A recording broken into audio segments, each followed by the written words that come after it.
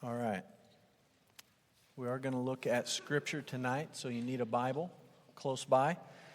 And if you like to follow along on the notes, there's some in the front and some in the back.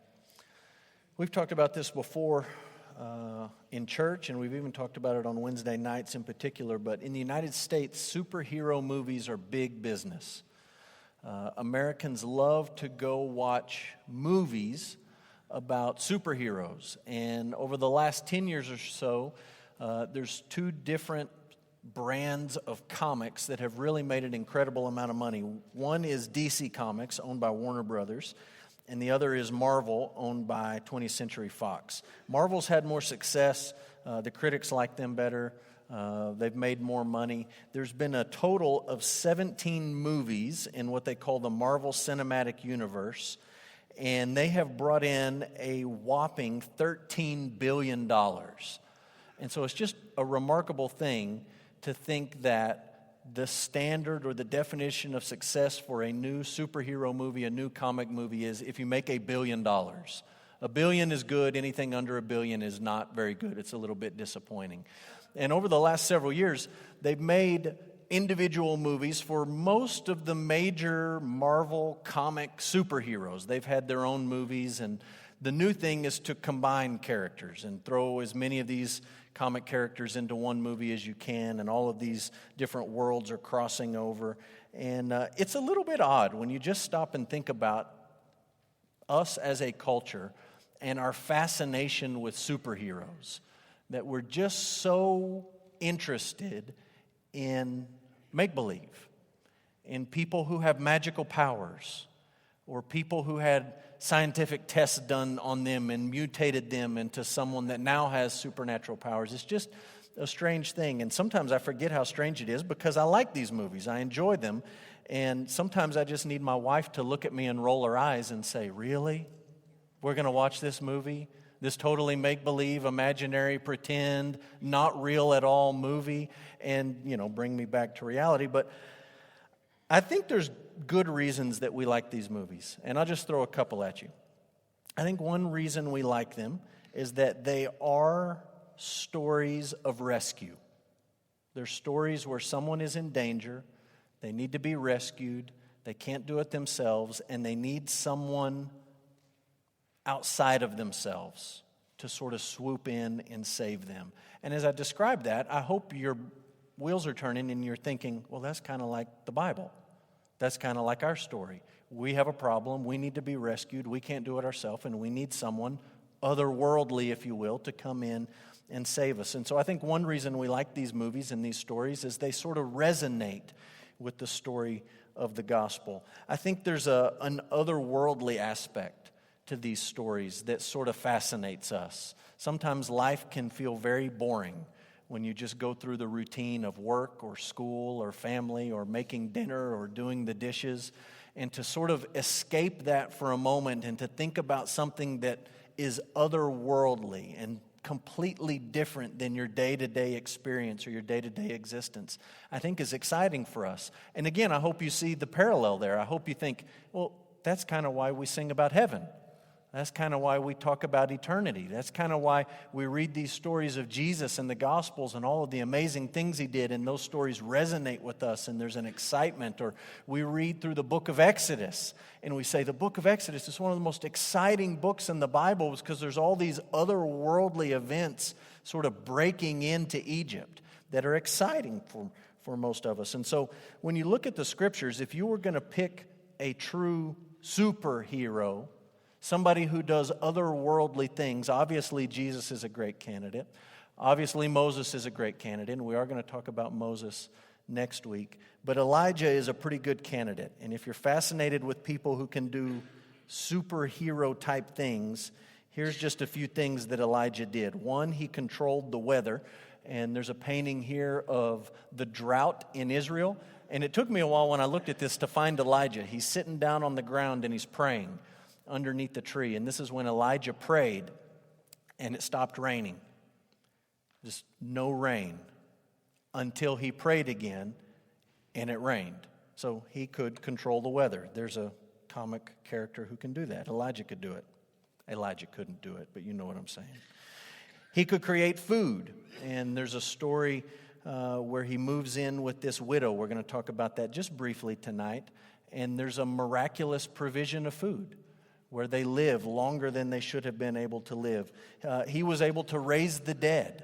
This widow had a son who passed away, and they called Elijah, and he came and he raised this young boy from the dead. You all remember the story where he called down fire from heaven.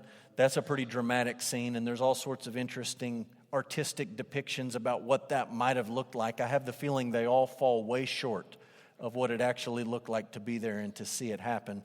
But he called down fire from heaven. And then for a grand finale, if that's not superhero-ish enough, on his way out, he rode a flaming chariot pulled by flaming horses in the middle of a tornado and went straight to heaven. That's a pretty good way to go out, don't you think?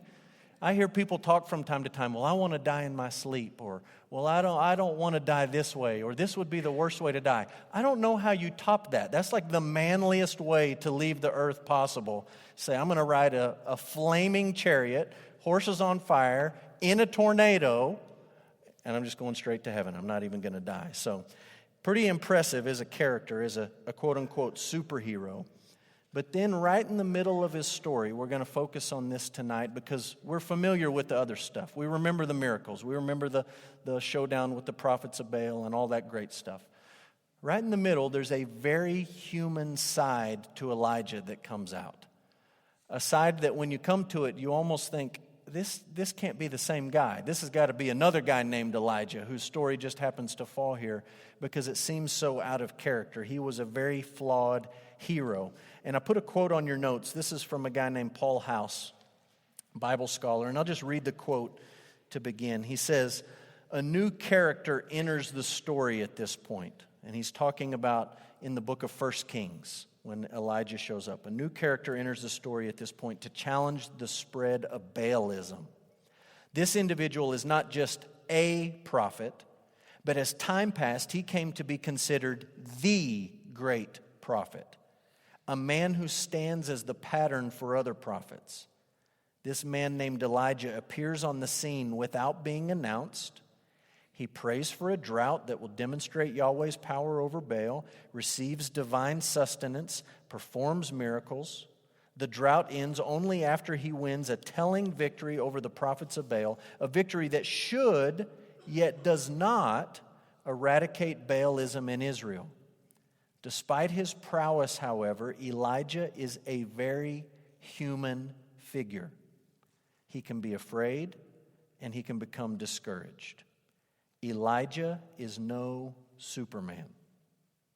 Two extraordinary characters oppose Elijah in these accounts, King Ahab and his wife Jezebel. And I skipped a little bit to jump ahead. He says, by the time Elijah is miraculously transported to heaven, Ahab has already been killed. Jezebel will survive another 8 years or so, only to be put to death by the avenging reformer Jehu. The contrast between the deaths of Elijah and his enemies could hardly be any more stark. Elijah, the faithful servant of God, ascends to heaven. Ahab and Jezebel, the sworn enemies of Yahwism and the prophets, die at the hands of their foes. God's word continues unchecked while the wicked receive the consequences of their actions. Baalism will not prevail ultimately. And that comes from a guy named Paul House. So let's jump in and talk about the Old Testament context. I've given you this timeline each and every week. We'll give it to you again. We'll put it up on the screen. Elijah comes in the period that we would call the division. So this is after all the creation, the fall, the flood, the patriarchs, all those early stories in the book of Genesis are past. Everything in the Exodus has already passed. God gave his people the law. He brought them into the promised land through Joshua, or at Joshua's leadership in the conquest. There's this strange period of the judges that we've talked about already, where there's really sort of a vacuum of godly leadership, or you could say a vacuum of any kind of leadership. And then comes the monarchy. And it's first established under Saul, and then the throne passes to David, and then it passes to Solomon. And then after Solomon, we'll talk about this in a minute, the kingdom divides in half. It's just split into two. Jeroboam takes part, Rehoboam takes the other part, and that's where Elijah falls into this story. And so let's just put the Yeah, those are the verses we're going to look at. Put the next one up for me. Let's jump ahead. I know the names are small, and I don't intend for you to be able to read them.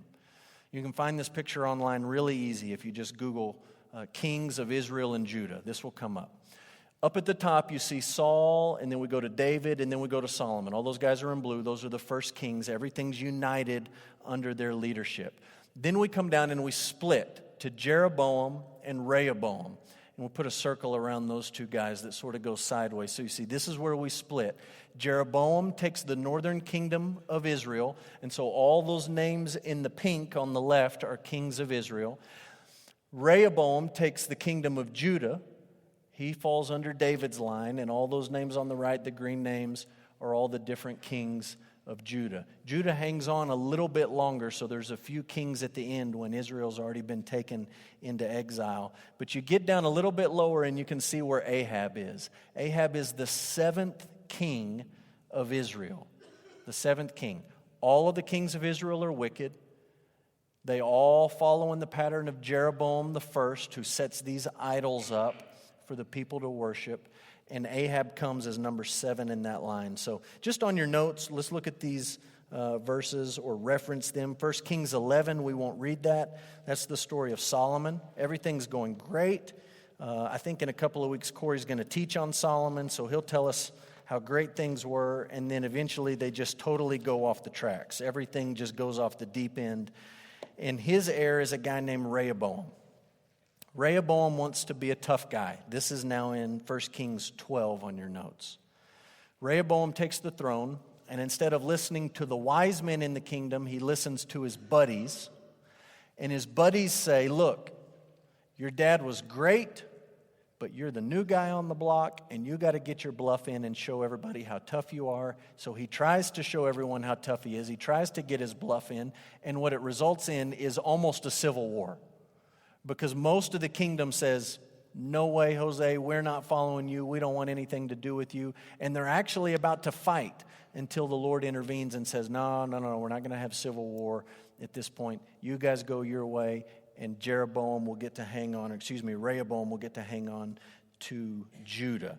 So civil war is averted, and one of the first things they do in Israel is they say, look, if we're going to be our own nation, we can't be traveling to another nation to go worship at the temple.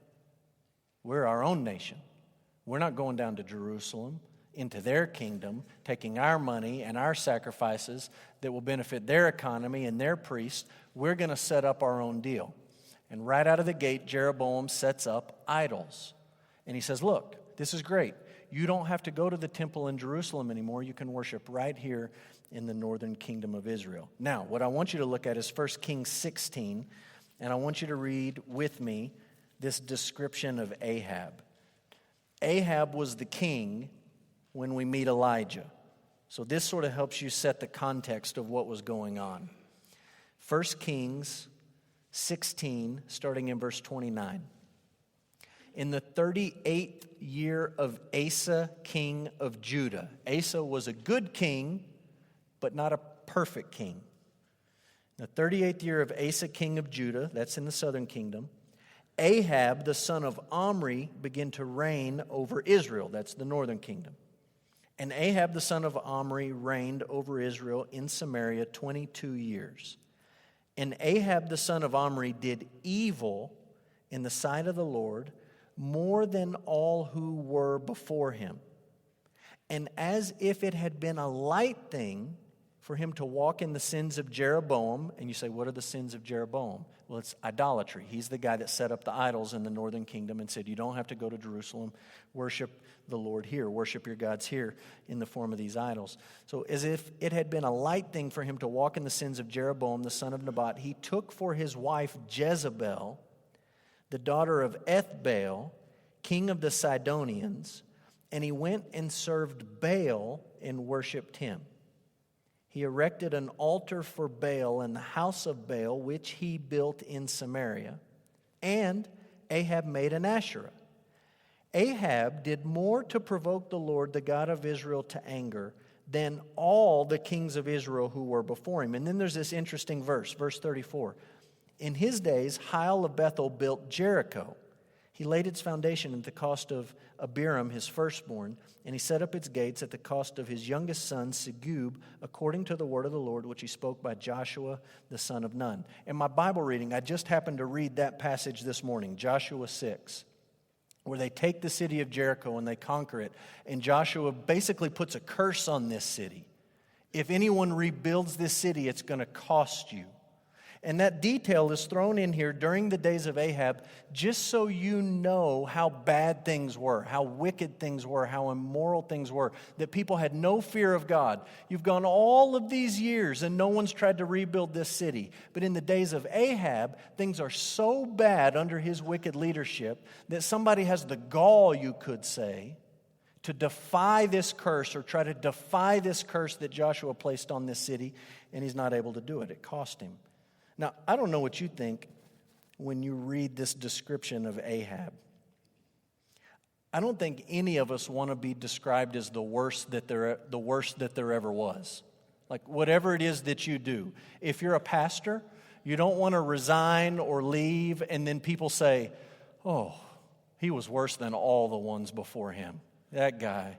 Or if you work out in the oil field, or whatever you do, you work teaching kids or something, you don't want to come to the end of that time and everyone look back and say, "Oh, what a relief that person's gone. They were the worst."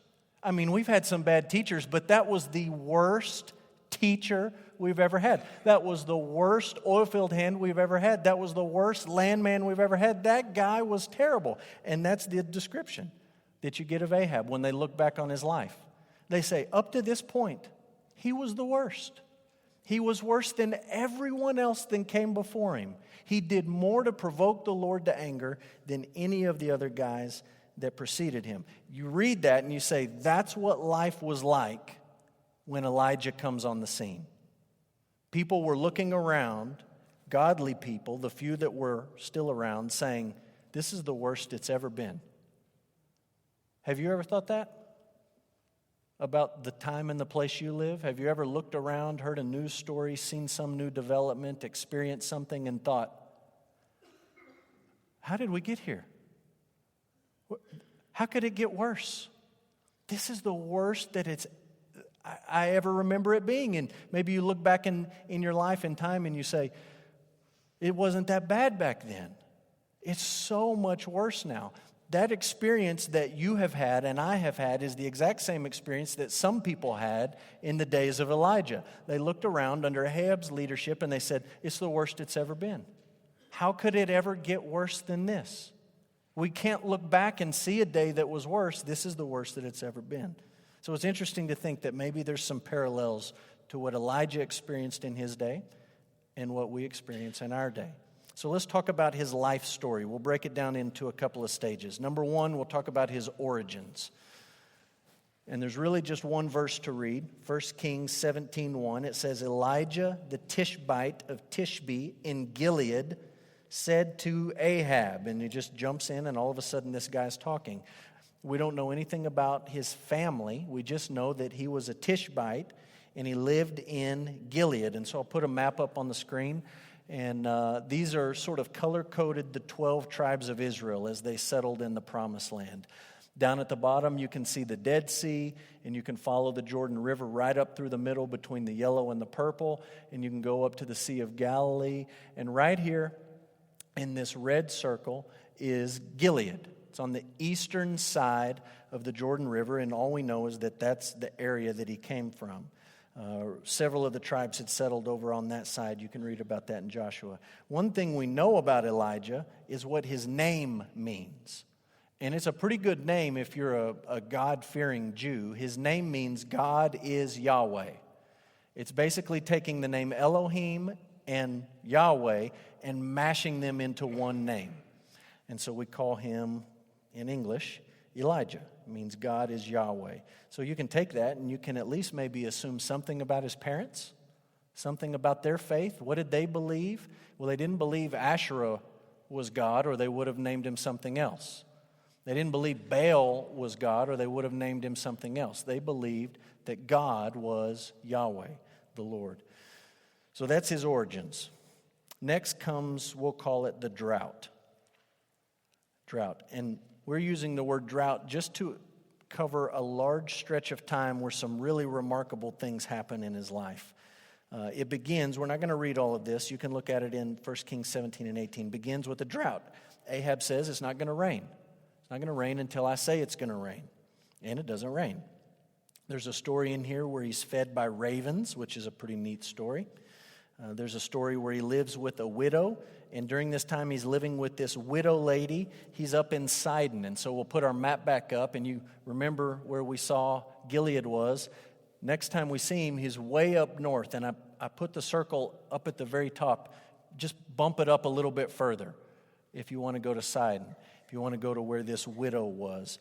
He lives with this widow and his son. They eat. God provides for them. It's a miraculous provision. The son dies, and Elijah raises him to life. And then the next time we meet Elijah, he's at Mount Carmel. And so we can put another map up, and we'll move the circle again over here to the coast. There's Mount Carmel. He's at Mount Carmel in this famous contest, this famous showdown between Elijah and the prophets of Baal. And there's 450 prophets of Baal, and there's 400 prophets of Asherah, and they have the back and forth. And you've read the story. You remember the story. It's in 1 Kings 18. They cut themselves. They dance. They make noise. They try to do everything they can do to get their god or their gods to call down fire, and nothing happens. And you read this haunting verse that says no one pays attention. No one listened. There was no one there to hear or to see all the things that they were doing. And it's a striking parallel where you say, these worshipers of Baal and Asherah, they could see their idols, but the idols couldn't see them. They could reach out and touch their idols, but there was really no one there to listen. And you see the contrast with Elijah, who worships the Lord, who's spirit. And you can't see him. You can't box him in. You can't pinpoint him anywhere. But he hears. And he sees everything that's going on. The idols see nothing, but the Lord sees and he hears and he sends this fire down. And then we sort of leave this out of most of our discussions about Elijah. We certainly leave it out when we're teaching down in the preschool inn, maybe for good reason. But he rounds up all those prophets and he executes them all. He slaughters them all. And I always read that part of the story and I wondered, how did he do that? How does one guy round up all those people and put them all to death? And there's really not a whole lot of detail in there to explain that. But he rounds these prophets up and he puts them all to death. And then it rains after 3 years and about 6 months. He prays at the end of chapter 18 and it rains again. All of that we'll just call the drought. Okay? Next is a stage of his life that we'll call refugee. And this is what I want us to read. Elijah the refugee. Look at 1 Kings 19. We're going to read a couple of paragraphs here. 1 Kings 19. Ahab told Jezebel all that Elijah had done and how he had killed all the prophets with the sword. Then Jezebel sent a messenger to Elijah, saying, "So may the gods do to me and more also if I do not make your life as the life of one of them by this time tomorrow." Remember, this is the guy who just stared down the prophets of Baal in a contest and called fire from heaven. This is the guy who, after the contest was won, rounded up 850 people and put them to death. Jezebel makes this threat, and in verse 3 it says, "Then he was afraid, and he arose and ran for his life. And he came to Beersheba, which belongs to Judah, and he left his servant there. But he himself went a day's journey into the wilderness, and he came and sat down under a broom tree, and he asked," this is a guy who prays, and it happens. He prays that it would stop raining, and it stops raining. He prays that fire would fall out of heaven, and it falls out of heaven. He sits under this broom tree, and he asked that he might die, saying, "It's enough now. O Lord, take away my life, for I am no better than my fathers." And he lay down and slept under a broom tree. And behold, an angel touched him and said to him, "Arise and eat." He looked, behold, there was at his head a cake baked on hot stones and a jar of water. He ate and drank and lay down again. The angel of the Lord came again a second time and touched him and said, "Arise, eat, for the journey is too great for you." And he arose, he ate and drank, and he went in the strength of that food 40 days and 40 nights. There's something to add to our superhero list. To Horeb, the mountain of God. There he came to a cave, and he lodged in it. And behold, the word of the Lord came to him, and he said, "What are you doing here, Elijah?" He said, "I have been very jealous for the Lord, the God of hosts. For the people of Israel have forsaken your covenant, thrown down your altars, and killed your prophets with the sword." Everything up to that point's true, right? I've defended your glory, and the people have not. The people are wicked. Then he says this, "Even I only am left, and they seek my life to take it away." And he said, this is the Lord speaking to Elijah, "Go out and stand on the mount before the Lord." And behold, the Lord passed by, and a great strong wind tore the mountains. Literally, it's a whirlwind, or you could say a tornado. Tore the mountains and broke in pieces the rocks before the Lord. But the Lord was not in the wind. And after the wind, an earthquake. But the Lord was not in the earthquake. And after the earthquake, a fire. But the Lord was not in the fire. After the fire, the sound of a low whisper. When Elijah heard it, he wrapped his face in his cloak, and he went out and he stood at the entrance of the cave. And behold, there came a voice to him and said, "What are you doing here, Elijah?" Just draw a circle from the end of verse 13 back up to the end of verse 9. It's the exact same question. And if you're paying attention, you realize he's about to give the exact same answer. He said, "I have been very jealous for the Lord, the God of hosts. For the people of Israel have forsaken your covenant, thrown down your altars, and killed your prophets with the sword. And I, even I only am left, and they seek my life to take it away." The Lord said to him, "Go, return on your way to the wilderness of Damascus, and when you arrive, you shall anoint Hazael to be king over Syria, and Jehu the son of Nimshi you shall anoint to be king over Israel, and Elisha the son of Shaphat of Abel-Meholah you shall anoint to be prophet in your place. And the one who escapes from the sword of Hazael shall Jehu put to death, and the one who escapes from the sword of Jehu shall Elisha put to death. Yet I will leave 7,000, we'll come back to this, 7,000 in Israel, all the knees that have not bowed to Baal, and every mouth that has not kissed him." So this is a strange story. Jezebel, after this amazing moment, basically sends a message that says, "I'm going to kill you." To the guy who calls down fire from heaven and controls the weather, the guy who slaughtered 850 prophets, false prophets, she says, "I'm going to get you." And he has a total meltdown.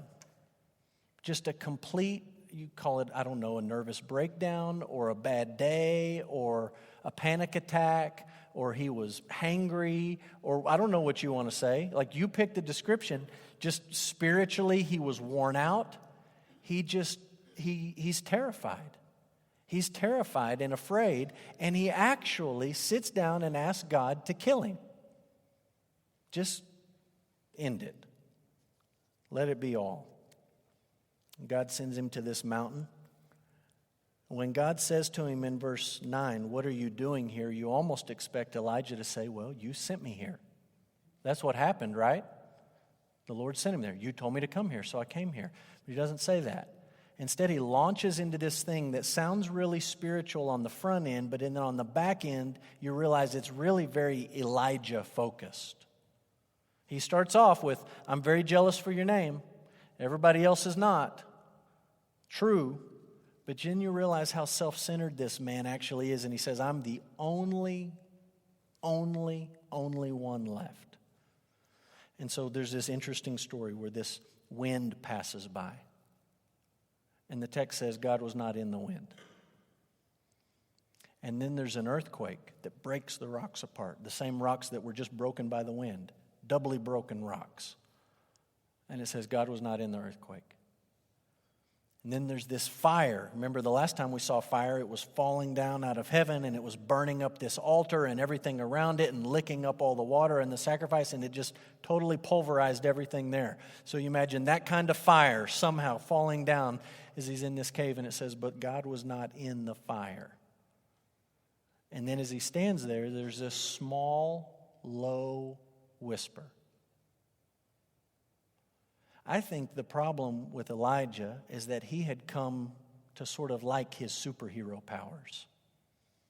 Raising people from the dead when there was a problem, multiplying food when there was a problem, calling down fire and blowing these people up. Somehow he's able to wrangle up 850 prophets and kill them, controlling the weather with his prayers. These are amazing things, right? And I'm reading between the lines a little bit, but my guess is that when Jezebel says, I'm going to get you, maybe he expected some kind of immediate something. Like hailstones from heaven, dragons from the ocean. Who knows what he expected to happen? Something big, something dramatic, something that would prove that God was on his side. And rather than trusting in God, I think he had grown to trust in the miraculous, in the spectacular. And so God gives him this little display, and he says, look, you see the whirlwind, you see the earthquake, and you see the fire, but I'm with you even if it's just a low whisper. Even if I don't go get Jezebel right this moment and you think I should, I'm still with you. Now, I'll be honest with you, I don't think Elijah got the message, at least here. I don't think he got it, because when God asks him the first time, what are you doing? He goes through this thing and it ends with, I'm the only one, I'm the only one. And then God shows him all the stuff, and then he says, what are you doing here? It's almost like a chance to get the question right. And rather than get it right, he just rehearses the same thing again. And God's response is, well, I'm going to use you in spite of yourself. This is what I want you to go do.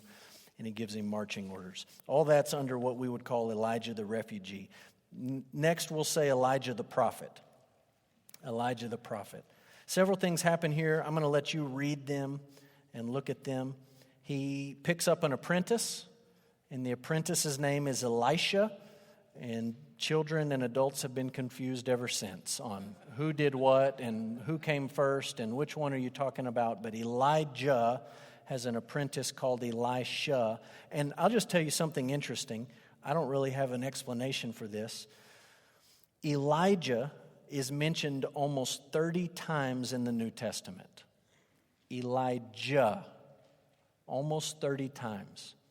Elisha mentioned once, and just in passing, really not even to make him important in any way, shape, or form. And the reason that's interesting is we have way more stories about Elisha than we do Elijah. There's not a whole lot about Elijah. We're covering pretty much all of it. There's some really neat stories about Elisha. He performs some really cool miracles and does some really neat things, and he's only mentioned once. And Elijah is mentioned almost 30 times, so you can take that for what it's worth. A couple other things in here, and as you think about Elijah the prophet, you may remember the story of Ahab and Jezebel and a man named Naboth and his vineyard. That story happens in this section. You can go back and read that. There's a part of the story where he rebukes Ahab's son. Elijah rebukes Ahab's son, who's the next king. And then there's even a part where he sends a letter of rebuke to the king of Judah. So he doesn't travel down there, but he sends a letter and tells this guy how wicked he is. So all that under the prophet stage. Last we'll call the whirlwind, or if you prefer, the tornado, or if you prefer, the fiery tornado. In 2 Kings 2, Elijah joins Enoch as the only person who does not experience death and is taken straight to heaven. And as we said, it's pretty spectacular. And between the two, if you had to pick, one day I was walking with God and then I was just in heaven, or one day I was standing around and God sent a flaming chariot to pick me up and I rode a tornado out, the other one is certainly much more dramatic. There's some interesting art that depicts this. Elijah riding to heaven in this fiery tornado. I'll just put a couple of them up. You see in most of these pictures, he's dropping his cloak to Elisha somewhere on the ground. It was part of the story in the Bible. So there's a couple of depictions of it. There's a couple of, one much older depiction on the left, and then on the right, a much more modern sort of abstract depiction of what that looked like. Then I'll put up two more just so you can look. These are ancient sort of tapestries, mosaics from different places. So there you go. Interesting to think about, a guy riding a flaming chariot on a tornado to heaven, but that's what he did, and that's the end of his life. So let's talk about negatives and positives, and then we'll talk about how he points to Jesus. Here's the negative. In the aftermath of a courageous victory, Elijah succumbed to fear and even despair. Fear and despair.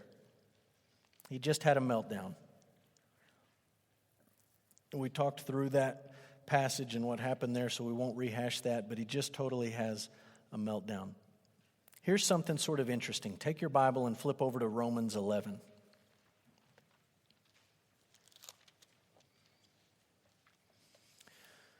Romans 11, and let's read verse 1 to 6. We're really jumping into the tail end of Romans, so we're missing a lot of context, but this is what Paul says, Romans 11:1. I ask then, has God rejected his people? And he's talking here about the ethnic people of Israel. Has God rejected these people because so few of them are responding to Jesus as the Messiah? It almost looks like the Lord has cut these people off. Has God rejected his people? And Paul says, by no means. I myself am an Israelite, a descendant of Abraham, member of the tribe of Benjamin. God has not rejected his people whom he foreknew. Do you not know what the scripture says of Elijah?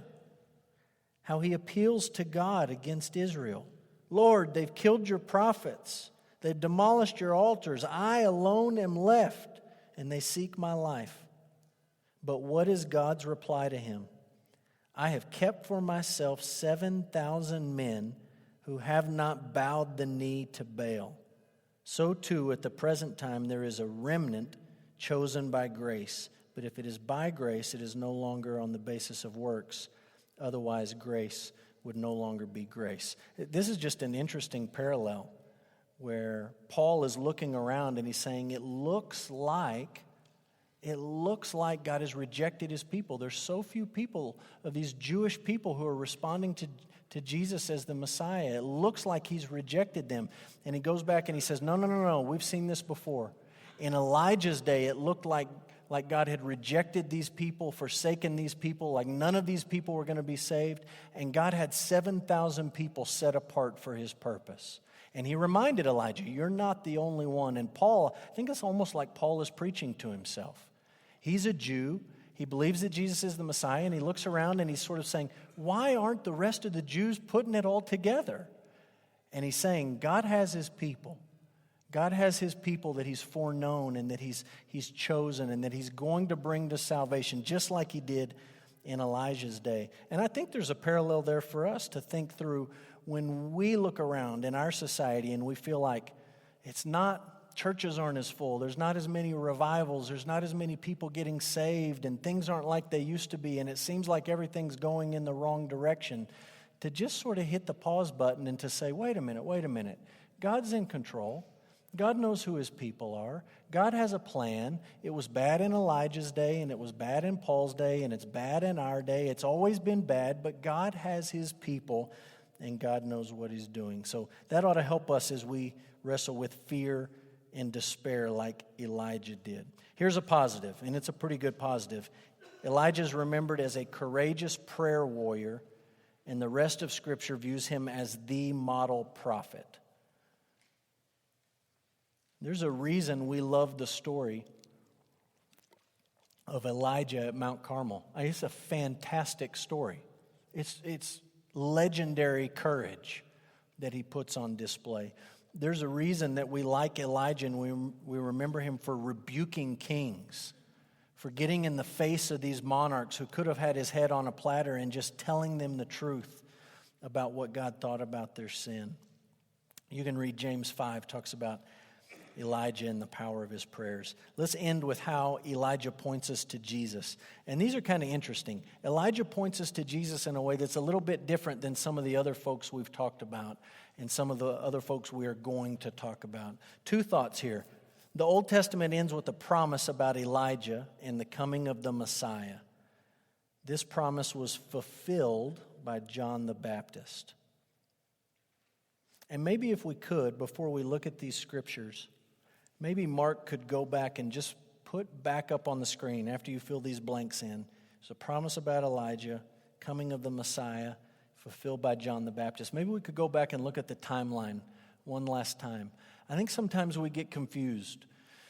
When you pick up your Bible and you say, okay, I'm going to read about Elijah, and you turn all the way sort of to the left, and you wind up in 1 Kings, and then you sort of flip forward and you make your way to the New Testament, and you say, okay, well, there's a lot of Old Testament before Elijah, and there's a lot of Old Testament after Elijah. You may have in your brain that it was a long time after Elijah lived that Jesus came around. It really wasn't that long at all. In fact, most of biblical history, the vast majority of it has passed in the background, and we're getting really close to the coming of the Messiah, and you can see that here. The bulk of that history is behind you. All that's left is a few more wicked kings. The people get sent out into exile, then they come back, and we're ready for the Messiah. So look with me how the Old Testament ends. Last book of the Old Testament, book of Malachi. If you can't find Malachi, find Matthew and go left. 2 pages, 1 page. Malachi chapter 4. Malachi 4, and let's just read all of the last chapter of the Old Testament. It says, "Behold, the day is coming, burning like an oven, when all the arrogant and all evildoers will be stubble. The day that is coming shall set them ablaze, says the Lord of hosts, so that it will leave them neither root nor branch. But for you who fear my name, the Son of Righteousness shall rise with healing in its wings. You shall go out leaping like calves from the stall, and you shall tread down the wicked, for they will be ashes under the soles of your feet on the day when I act, says the Lord of hosts. Remember the law of my servant Moses, the statutes and the rules that I commanded him at Horeb for all Israel. Behold," verse 5, "I will send you Elijah the prophet before the great and awesome day of the Lord comes. And he will turn the hearts of fathers to their children and the hearts of children to their fathers, lest I come and strike the land with a decree of utter destruction." And that's the end of the Old Testament. The last thing you read is this promise that God is going to send Elijah. I'm going to send you Elijah. You think, okay, we had this guy Elijah, this crazy guy, and he wore animal skins and a leather belt, and he lived out in the desert, and he did crazy things. God's going to send that guy back. And then you open the New Testament, and you read about a guy living out in the desert, wearing camel skins and a leather belt, eating locusts, and talking like a crazy man, like saying things that people thought were crazy. And the writers of the New Testament are describing his appearance to help you put the pieces together and say, this is him. This is the guy God promised to send. Right from the get-go in the Gospel of Luke, when the angel appears to Zechariah, he tells Zechariah, your son is going to preach and serve and minister in the spirit of Elijah. And people talk to Jesus and they say, tell us about John. Who is this guy? What do we make of this crazy guy out in the desert saying crazy things, and eventually it got his head lopped off? What do we make of this? And Jesus says, if you can accept it, he's the Elijah to come. He's the one that God promised to send. He's the one that God sent to turn the hearts of the fathers, to turn people toward the Lord, to lead people to repentance, and that's exactly what John the Baptist preached. Let's look, which of these verses do I want to look at? Let's look at Matthew 11. We'll just read a couple of these. Matthew 11, verse 13 and 14. Says, all the prophets and the law prophesied until John the Baptist. We had all the law and all the prophets leading up to John the Baptist. And Jesus says, if you are willing to accept it, he is Elijah who is to come. He who has ears to hear, let him hear. Jesus is just putting all the pieces together saying, this is the one that God promised to send. It's not Elijah riding a chariot back out of heaven, but it's John the Baptist in the spirit and the power of Elijah. Look at Luke chapter 1. Luke 1. You see this promise that the Lord makes to Zechariah. Luke 1, we won't read all of this. If you look at verse 16 and 17, it says, He will turn many of the children of Israel to the Lord their God, and He will go before Him in the spirit and the power of Elijah, to turn the hearts of the fathers to the children, just like Malachi said, to make ready for the Lord a people prepared. Flip back and look at Mark 9. We'll look at one more here. Mark 9, verse 12 and verse 13. People come to Jesus and they have a question. The question is, why do the scribes say that Elijah must come? Verse 12, Jesus said to them, Elijah does come first to restore all things. And now it is written, the Son of Man, how it is written, the Son of Man, that he should suffer many things and be treated with contempt. But I tell you that Elijah has come, and they did to him whatever they pleased, as it is written of him. So all these passages point us together to understand John the Baptist is this fulfillment, that God is going to send Elijah, and he's going to prepare the way for the Messiah.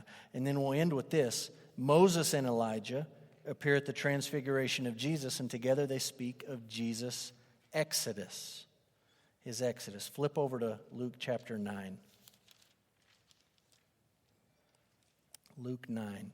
We read Malachi 4, and the book ends, the Old Testament ends saying, remember Moses, remember the law, remember Elijah, God's going to send Elijah. And then we come to Luke 9, and this is what we read starting in verse 28. About 8 days after these sayings, he took with him Peter and John and James, and he went up on the mountain to pray. And as he was praying, the appearance of his face was altered, and his clothing became dazzling white. And behold, 2 men were talking with him, Moses and Elijah, who appeared in glory and spoke of his departure. And you circle that word departure, and maybe you just make a line, and out in the margin you write Exodus, because that's the actual word that's used there. They spoke of his exodus, which he was about to accomplish at Jerusalem. And the parallel back to Moses, you can read the rest of it. The parallel back to Moses ought to be pretty obvious. Moses led an exodus of God's people out of slavery into freedom. And now they gather together, Jesus and Moses and Elijah, and they're talking about Jesus' exodus. He's about to lead an exodus of God's people out of slavery to sin into freedom. You know, from time to time you hear people ask the question, if you could go back and have a conversation with anybody, who would you want to go back and have a conversation with? Maybe they ask the question a little bit differently. Maybe they say, if you could go back and be a fly on the wall in any room in history, what would you go back to? What conversation would you want to hear? What moment that sort of changed the course of history would you want to listen into? And you can come up with all sorts of good answers to that question, but I think one amazing place to be would be on the mountain of transfiguration when Jesus is there and all his glory revealed, and Moses shows up and Elijah shows up, and the 3 of them have a conversation about Jesus and about what's about to happen in Jerusalem. And to listen to those guys talk about this exodus that Jesus was going to lead of his people. And just like Malachi promised, Elijah was sent. It was John the Baptist. And then he appears again with Jesus on this mountain, and he sees something that's truly miraculous, something that's truly otherworldly. He sees Jesus, the Son of God, in all his glory and all his splendor. And it points us straight to what Jesus was going to accomplish in Jerusalem. So that's Elijah, and his story is remarkable, and he leads us straight to Jesus when you read him in the context of the Old Testament. There's things in his story that we can relate to. I think if you and I are honest, we look at Elijah's life and we say, you know, I've had that same experience where one day you feel like you're very, very close to the Lord, walking with the Lord, and the next day you do something completely off the wall. You just break down. You have a meltdown. And he's certainly a relatable character in that sense. And as we read about Elijah, he's like so many of these Old Testament saints. There are things in his life that we can look back and say, that's commendable. And that's something that we can emulate and try to put into practice in our lives. And there's other things that we look at, we say, he was just a man. He was just human. He wasn't superhuman. And he had sin and he had issues and hang-ups just like we do. And he was not the hero that we were looking for, but he points us forward to that hero who's Jesus. So that's Elijah. Next week really is Moses, I promise. We're going to talk about Moses next week.